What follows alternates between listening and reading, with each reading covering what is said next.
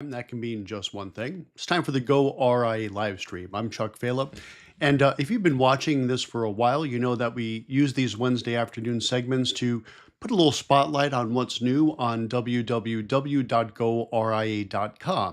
And what we have new this week, we just dropped a podcast with Mike Langford, who you probably know is the CEO, founder and CEO, I should say, of PodBox.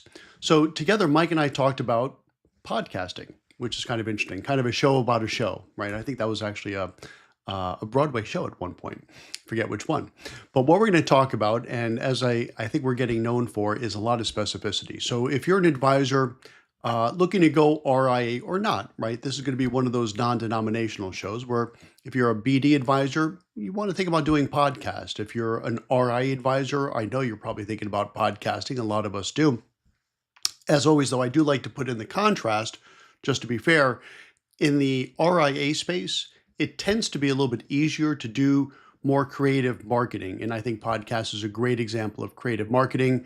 Can you do them in the BD space? Of course you can.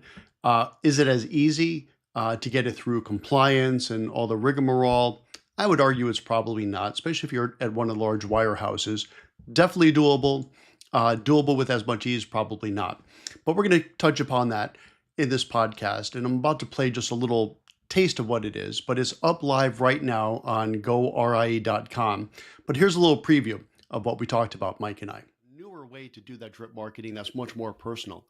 All right, maybe we pivot now to, okay, it's important to have a show. Podcasts are a great way to deliver content, staying top of mind in front of people.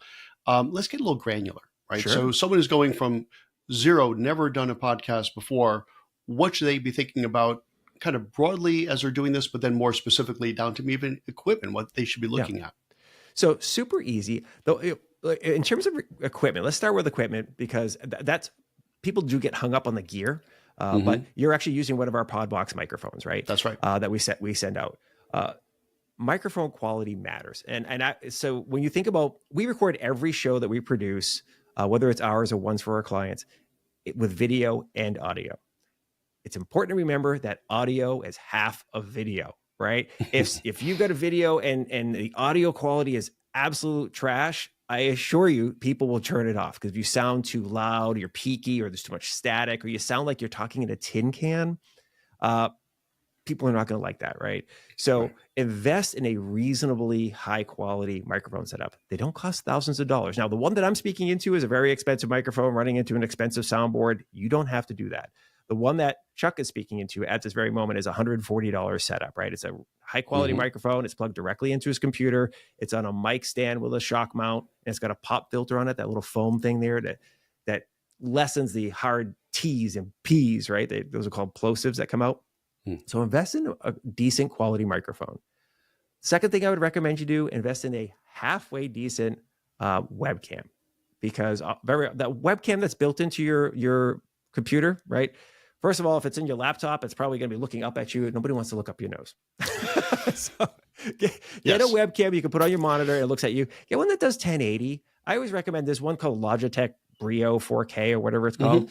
It's under $200. I think they're around $150 now. They're wonderful. They're small. They travel really well. They perform exceptionally good in a variety of lighting conditions.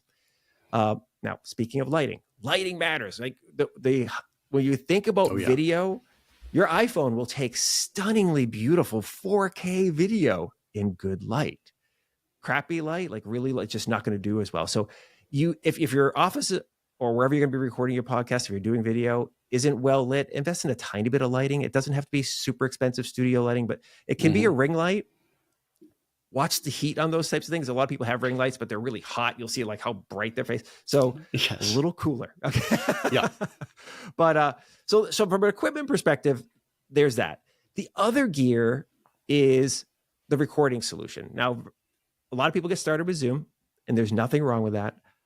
If you're going to be using Zoom has one little feature on the recording that I want you to go into, and it's check separate audio tracks for people that you're recording. Why do you want separate audio tracks? Well, I'm in my home office right now. Most people are nowadays. And even if they're not, sometimes a noise is going to happen in the background of one of the people that's on the podcast. Now, if that noise happens when that person's talking, there's nothing you can do about it. But like as an example, if Chuck was talking right now and my dog started barking, well, if we're only recording it on the separate audio file, that's a track, just means it's a separate file. If my dog is barking on my file, we can zero that out and it doesn't ruin Chuck's talk. But if it's only one track, you can't get rid of the dog bark, right? So it's a simple thing, super easy to do though. Chuck and I are using a little higher end solution called Riverside right now. I do recommend it. It's what we use for all of our clients and all of the stuff that we produce as well. But there are other solutions just like Riverside. They're not super expensive, but they're getting better and better and easier to use, frankly. So use a reasonably good quality solution. Now, you can edit like we do. Some people just record and like click publish. They're just ready to rip. They don't care. It's fine. There's nothing wrong with that. That's sort of my style, to be honest with you. You'll hear this phone call when you hear the replay. You're just like, full speed ahead. Done. It's totally fine. But we go for that Blair Witch sort of thing. Yeah, there's absolutely nothing wrong with that. The most important thing is you're putting out high quality, you're putting out content, right? And I would also say, so after we get off the equipment, so that gives you a little taste of what Mike and I talked about. But for sure, if you're thinking about doing a podcast, either now or in the near future, it's worth listening to the episode. As I say, it's right up there today at the top of the page at goRIA.com. And a lot of great information, both broad strokes, but also very granular, down to the mic to choose, the editing software, and how to do some things. So it's really quite the tutorial. Okay, so that's all I have for you today at goRIA, the live stream. So on behalf of goRIA, fueled by investment news, I'm Chuck Vela, and I'll see you next Wednesday at 3 o'clock Eastern. Thanks for joining us. Take care.